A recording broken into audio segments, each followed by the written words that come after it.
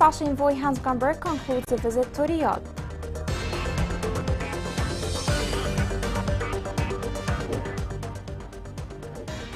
Iran-backed Houthi militia attacks different areas in the Daraa Governorate.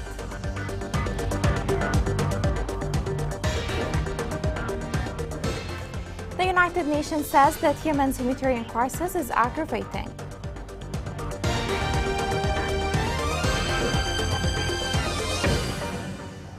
Welcome to Yemen Today TV. This is the English news with me, Roshan Fouad. UN envoy Hans Grunberg concluded a visit to Riyadh where he met with Yemeni officials and a number of diplomats. Discussions focused on the ongoing efforts to renew the truce and to restore the path to a political settlement. On his meeting with Yemeni Foreign Minister, Grunberg pledged to continue making all efforts in order to renew the humanitarian truce that ended in early October. He reiterated the UN's commitment to move forward in reviving the peace process, which has been stalled for more than 3 years. Grunberg briefed bin Mubarak on the results of his consultations with various parties to push for the expansion and renewal of the truce. Bin Mubarak said that the concessions made by the government in order to renew the truce clashed with the rejection of the Houthi group because of its dependence on the Iranian regime. The head of the Presidential Leadership Council returned to the temporary capital, Aden, after conducting a foreign tour. During the tour, the chairman of the PLC held talks with leaders of neighboring countries, UN officials, as well as activists from the Yemeni communities abroad. El-Alimi praised the role of the regional and international countries in trying to alleviate the suffering of the Yemeni people. The Yemeni government called on the international community to target and disrupt what it called the financial network of the Houthi militia. Yemeni Foreign Minister Ahmed bin Mubarak warned that the Iranian-backed rebels could seek to import oil through fake companies and use it in financing war fronts. Bin Mubarak said during a meeting with the Dutch ambassador to Yemen that the Houthis' refusal to extend the truce confirms that the rebel militia is not committed to peace. The Yemeni government has approved the entry of the fuel ship carrying about 30,000 metric tons of gasoline to the port of Hodeidah. During the 6-month truce period, the recognized government facilitated the entry of 55 oil derivative ships to the Houthi-controlled port west of the country. 2 commercial flights of Yemeni Airlines arrived this week despite the end of the humanitarian truce 16 days ago. Around 4,000 Yemeni passengers came to and from Yemen through these flights within 2 weeks.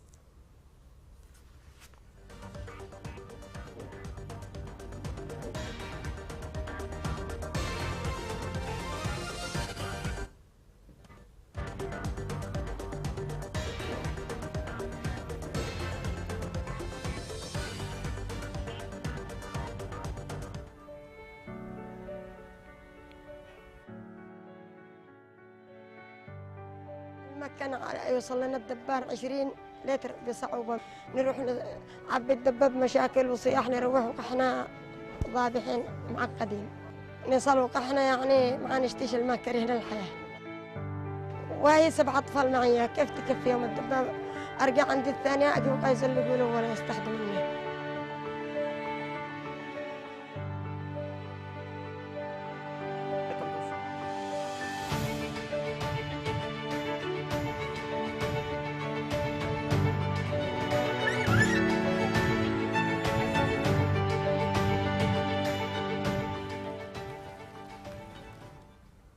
The joint forces destroyed in the past hours fixed targets of the Houthi militia targeting civilian objects west of Taiz, coinciding with targeting movements and attempts to create sites south of Hodeidah. Along with that, the Yemeni government directed the armed forces to be ready for any upcoming developments. Since the Iran-backed Houthi militia overran key northern cities and took over the capital Sana'a in late 2014, Yemen has been engulfed in a civil war. The conflict in Yemen has killed tens of thousands of people and displaced 4 million and pushed the country to the brink of starvation. The truce began on April 2 and was extended twice until October 2. After the failure to extend it for a third time, Yemen's leadership has instructed its military forces to increase battle readiness in preparation for impending significant changes. The government also gave orders for all military and security forces that support it to get ready to liberate state institutions from the Houthi militia's control. In addition, Prime Minister Ma'in Abdel Malik stated that his government is eager to extend and expand the UN-brokered truce. Earlier in the month, the UN Special Envoy for Yemen, Hans Grunberg, announced that no agreement had been reached to renew the truce between the warring parties, calling for continued efforts towards the aim. In addition, Mr. Grunberg said that the success and advantages of the truce should not be understated. He noted that during the ceasefire, there had been no significant military operations and a 60% drop in casualties. The truce came into effect after almost 8 years of conflict and brought the longest period of calm yet. In 6 months, its benefits for the people of Yemen included no major military operations and a 60% decrease in casualties.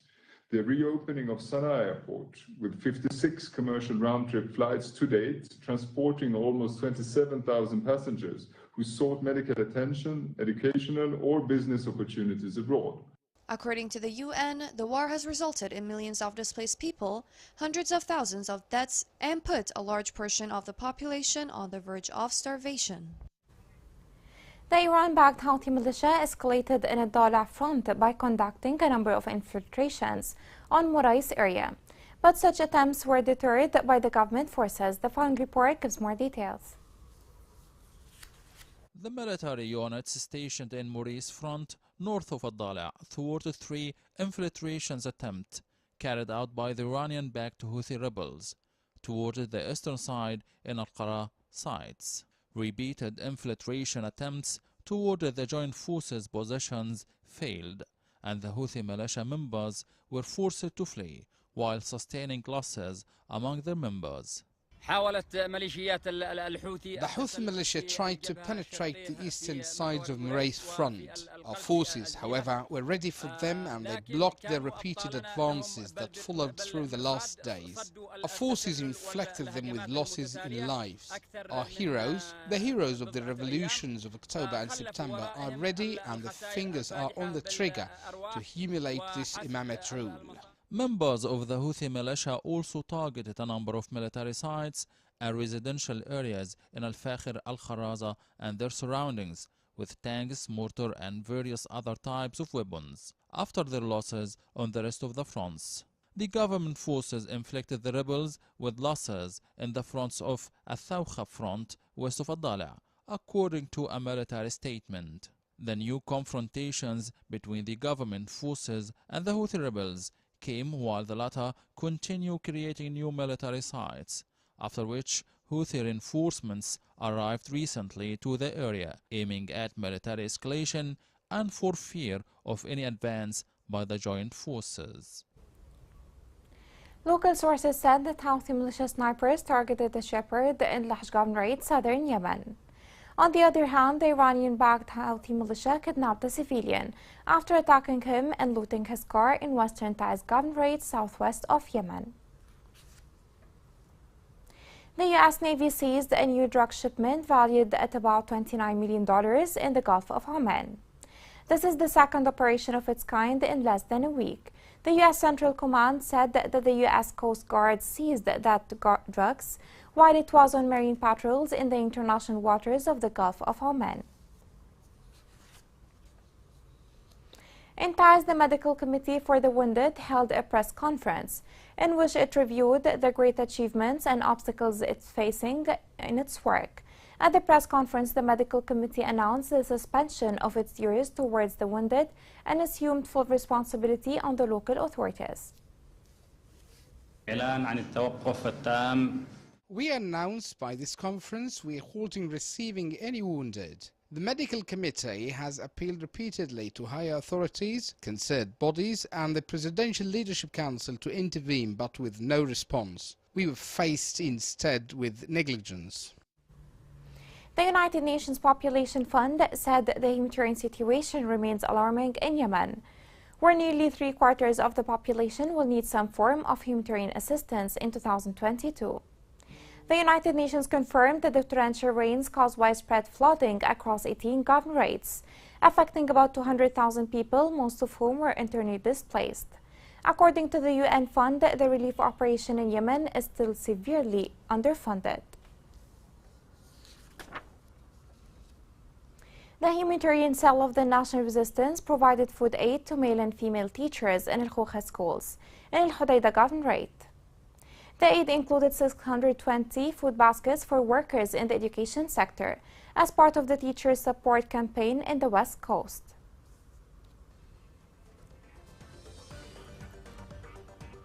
Coming next.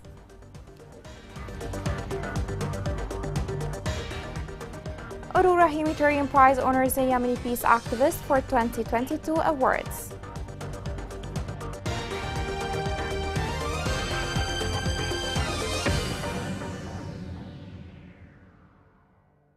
This is one of the saddest visits I have ever done in my professional life. This hospital sees 2,500 patients per day. Landmine survivors aging from 7 years old to over 50. I have seen super malnourished children that just broke my heart, with their mothers who have been here for a month or longer. But I am just impressed by the medical service providers for their commitment. This hospital is run by the UN and humanitarian partners. There are immense needs. Half of Yemeni hospitals are not functioning, or they are completely destroyed by the war. We need more support to save lives in Yemen, children, women, and men. Welcome back. The International Organization for Migration announced it intends to increase voluntary humanitarian return flights for Ethiopian migrants from Yemen. Since the beginning of this year, the International Organization for Migration evacuated more than 1,800 migrants from Aden and Ma'rib. The organization estimates that there are approximately 43,800 migrants currently stranded across Yemen. Aurora International honored the Yemeni local mediator Hadi Jam'an for his great humanitarian role in Yemen. Jam'an was awarded the prize in appreciation for his efforts to retrieve the bodies of the dead from the front lines of the battlefronts. This report has more details. Aurora Prize is a competition that is launched every year for awakening humanity by reaching peace builders around the world and rewarding them with a global humanitarian award. A few days ago, a Yemeni citizen named Hadi Jam'an was honored at Aurora's ceremony, among the 3 most prominent humanitarian individuals in the world, for his role in spreading peace in the Yemeni society. Hadi Jam'an is a peace activist who works as a body collector in Yemen. Since 2016, Hadi has been serving as a local mediator in the bloody conflict between the Houthis and the government forces. Among the tasks that Hadi and his team of volunteers carry out is collecting the bodies of those killed on both sides of the battlefields and handing them over to their families. Within 5 years, Hadi Jam'an and his team have been able to return the bodies of more than 1,000 fighters to their families. عملي كوسيط، عملي أنا وفريقي كوسطاء في هذا المجال لا يقتصر على الجثث فقط، الجثث أو الأسرى فقط، وإنما في كل ما يعاني المواطن، الاحتجاز في النقاط أو التنقل ما بين طرف وآخر، الخدمات التنموية التي تتعثر. He succeeded along with his trained team of volunteers to retrieve the bodies of over 1,800 fighters from the front lines, in addition to their contributions in negotiations to release over 300 prisoners of war. Before the war, Jam'an worked for a sustainable development organization, and he was asked to help find the bodies of 2 men in 2015. After that, Jam'an felt the importance of this role, to return bodies to their families, and he usually collects them from the toughest locations. كم نراه جميل أني آتي بجثة أوصلها إلى عائلة، أوصلها إلى طرف، أسد فجوة كانت مغطية على هذه الأسرة، حتى ولو كان الأمر يدعو إلى الألم عندما يرى ابنها الجثة، إلا أنه في نفس اللحظة يسعد عندما ينتهي مرحلة الشتات. Jamain is exposing his life to danger every day. He has even been shot at and detained several times. This all to protect innocent bodies whose their souls have left our world. Yet their families keep looking for their bodies to get honored and buried properly, rather than being left as prey for rotten stray animals. 3 people were killed after they were drowned in a water diversion canal. This report has more details. Children, women and youth drowned in the lake of Assad Canal. About 24 people died, most of whom were children. They went out for a picnic to enjoy their time, but unfortunately 3 family members died after drowning in the dam.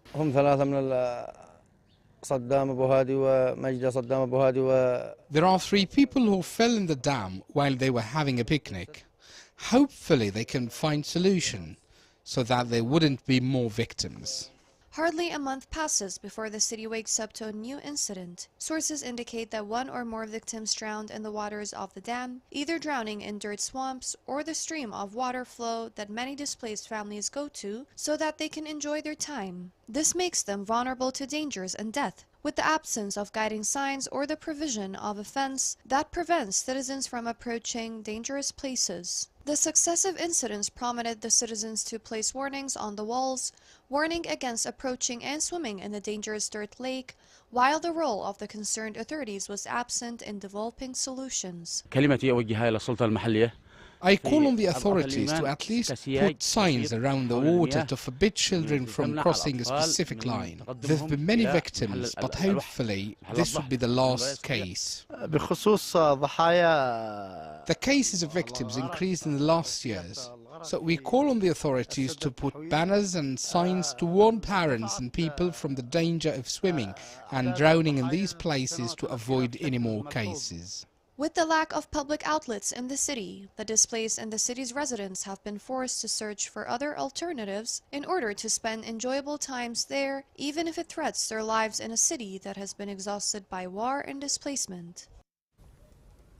Despite the war, people with disability continue to struggle to survive and make a difference. This report gives more details on how those disabled people in Aden coped during the war. The aesthetics of these masterpieces were not produced by the hands of professional makers, but rather by the hands of talented children of determination in the city of Aden. They didn't give up on their disability, but made it a motive for creativity and talent, and proceeded to bend it in order to develop their abilities and refine their skills through an exhibition and a charitable bazaar. There are some projects that are being implemented in Aden, and we encourage these initiatives carried out by civil organizations which introduce services for the public interest. The reality of the talented in this country may be tragic as a result of the lack of support and care, but it's more painful for talented people with disability, despite the efforts and attention of societal entities in this category. This event is to help the disabled students explore their hidden talents and merge them into the society. We launched this event to help the disabled, as no one else is helping them. We are trying to develop their skills and talents, as they enjoy intellectual abilities, but no one can see that. The disability prevents these creative people of determination from revealing what's gone on in their hearts. But this disability didn't prevent them from being creative and productive, expressing their thoughts in their own way. Here is a reminder of the main headlines. UN Special Envoy Hans Gomberg concludes a visit to Riyadh.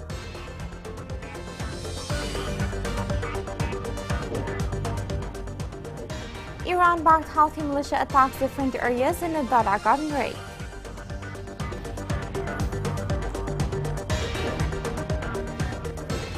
The United Nations says that Yemen's humanitarian crisis is aggravating.